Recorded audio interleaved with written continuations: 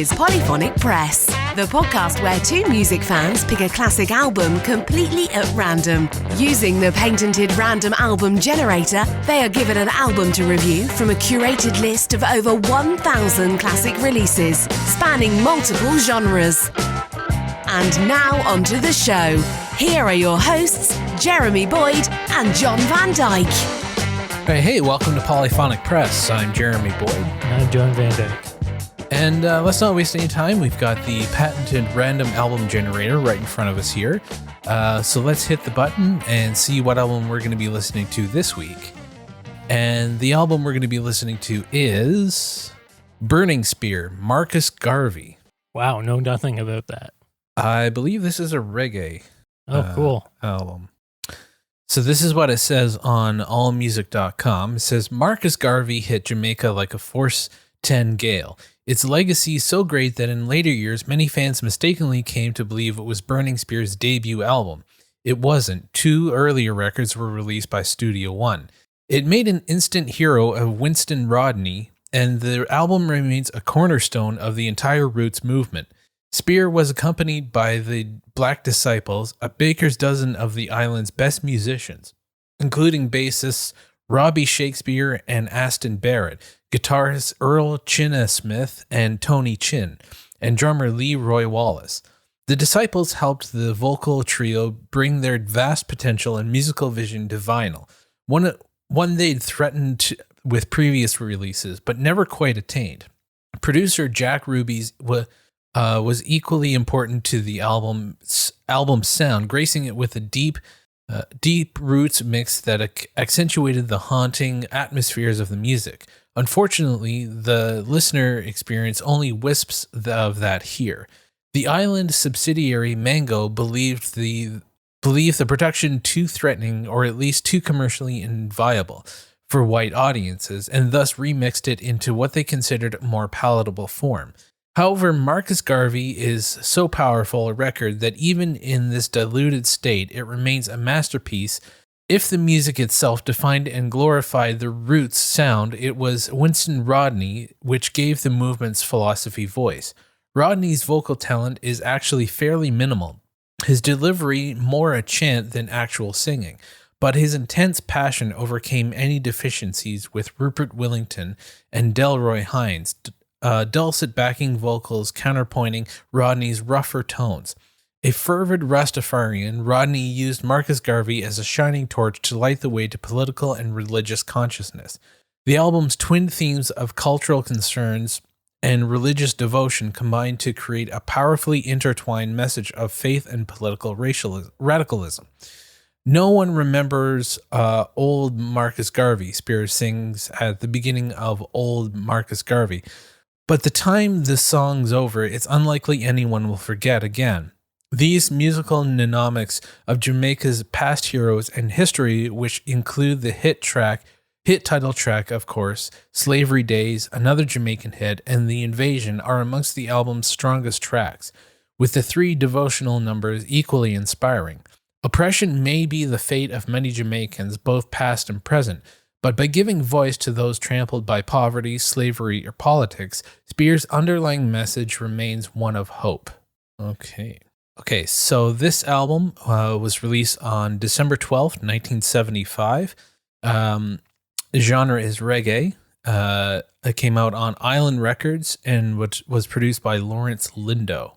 And so the album it's not really saying which is on side one, side two, but the album has 10 songs, so we'll go 5 and 5. And if you're listening along with us, which we encourage you to do, I've linked the album in the show notes on both Spotify and Apple Music, so you can easily find it on your preferred service and listen along with us. So the album starts off with the song Marcus Garvey, and side one ends with the song Give Me. So we'll stop there halfway through to discuss. And without further ado, here we go. Here is the first song on the album, which is also the title track, Marcus Garvey. So here we go.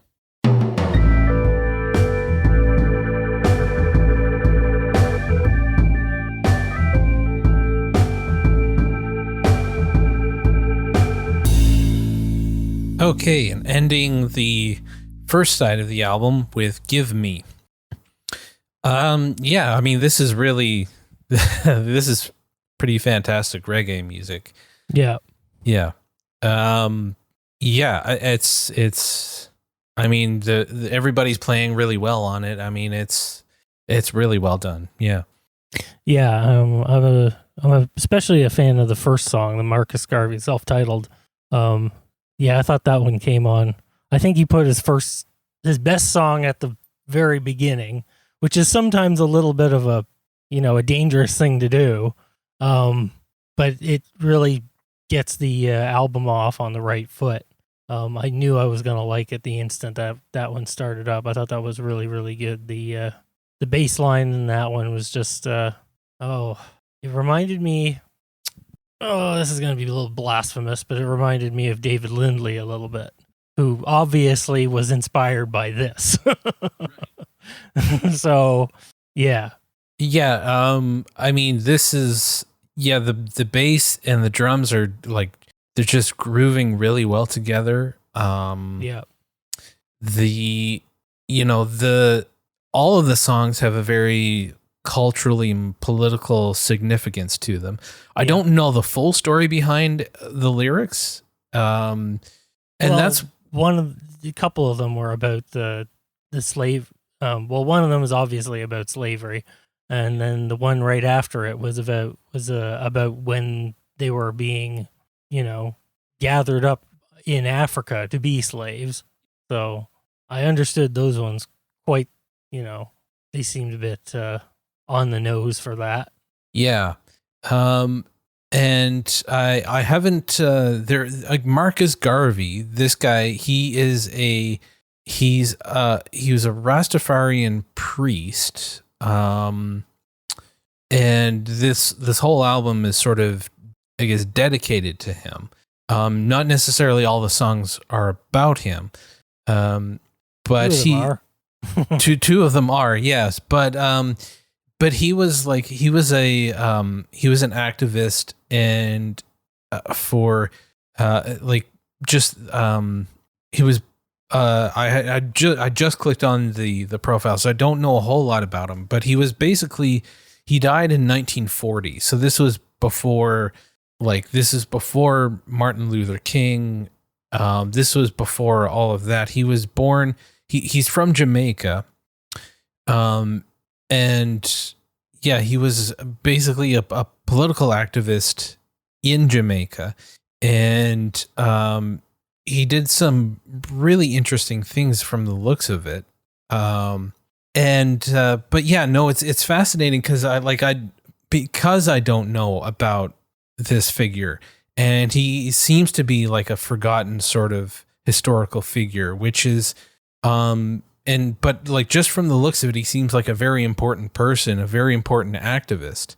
And it's kind of funny how in history we don't hear about these people too much, and he's sort of a little bit off the continent, so you don't hear too much about it.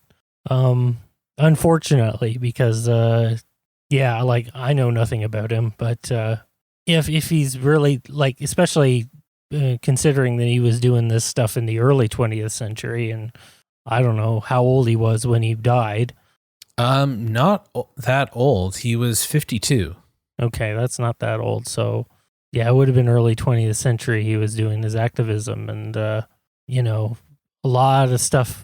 We know about the stuff that happened in the 60s and 70s for the most part, and there's lots of activism going on our continent. Although, Jamaica it's an island off the coast of our continent, but we don't hear a lot about what goes on there. We know reggae came from there, and that's kind of it. Yeah, and we don't really know a whole lot about the Caribbean in general. Really, I will say though, for such a small island, and I think I touched on this when we did the Bob Marley album, for such a small island to have this significant of an impact on music in the 70s was obviously Bob Marley's the biggest reggae, best known reggae artist. There's no question about that. But it's weird that this small island in the Caribbean has had such a cultural impact on music in the 70s. And I think a lot of it was music was becoming more political, and people were picking up on it.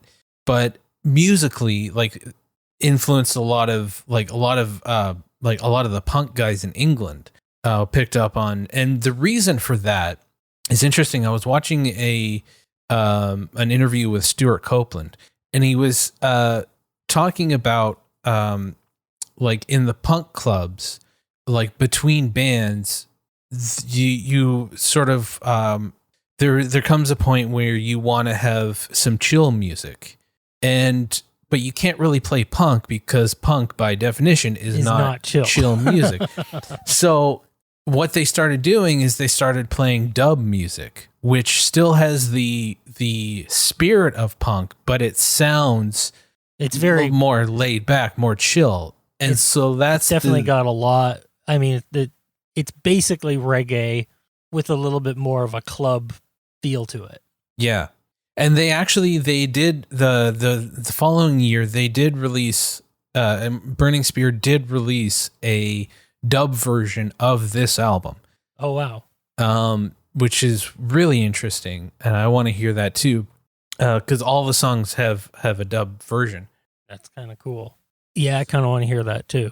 So yeah, so that's the influence. That's sort of how like dub and reggae have had this influence on like punk music. Because I never understood the connection, and that's sort of how you get like the ska punk movement of bands like the English Beat and stuff like that. So I really never really understood like what's the connection there? Like what? Well, it's part of the story because there was a huge influx of Jamaican immigrants into England at the time. Yeah. And many of them were musicians. And they would hang out in the punk clubs and whatever and start up bands. And that's when you get, artists like the Specials and who are, mixed race band. And that's where ska, at least in the English sense, British sense. Yeah. Got its origins is definitely out of the punk scene and stuff like that. So, yeah.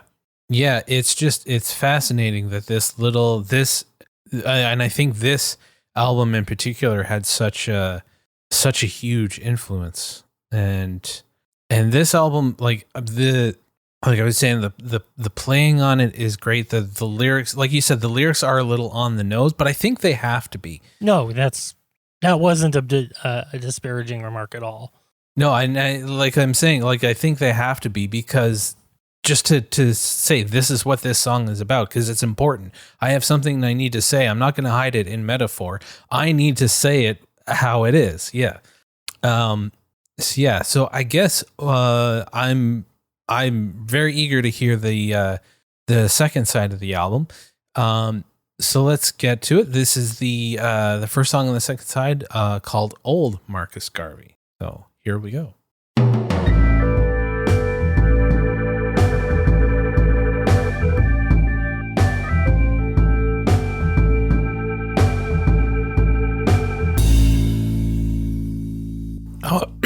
All right, and ending the album with Resting Place.